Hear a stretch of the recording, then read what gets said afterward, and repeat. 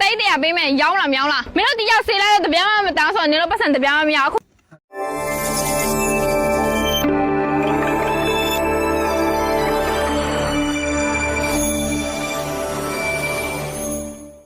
တကယ်ဒါကြောက်လားမသိ ကြောက်ဆိုကြည့်ရောက်လေ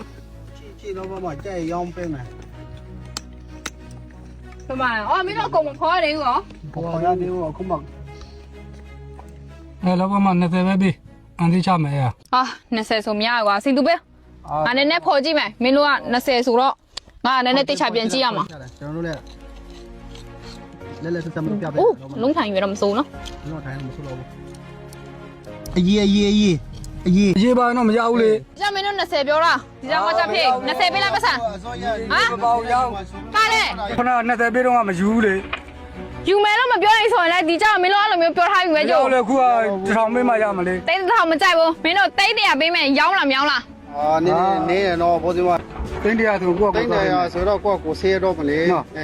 သွားမယ်လား အေးမင်းတို့တေချာစဉ်းစားနော်တိတ်တရမင်းတို့ဒီရောက်ဆေးလိုက်တဲ့တပြားမှမတောင်းဆိုနင်တို့ပတ်စံတပြားမှမရအခုငါ့ကိုရောင်းမယ်မင်းတို့ပတ်စံတိတ်တရရပါနော် တော့အရင်နေတယ်နော် အေးမင်းတို့တေချာစဉ်းစားကြည့်ပါ ငါကြီးအဲ့ဒါ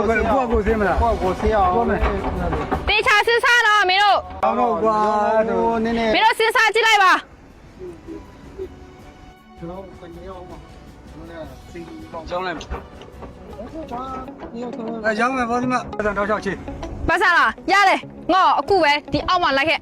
ကားပေါ်လိုက်ခဲ့တခါလေးပတ်စံချိန်ပေးမယ်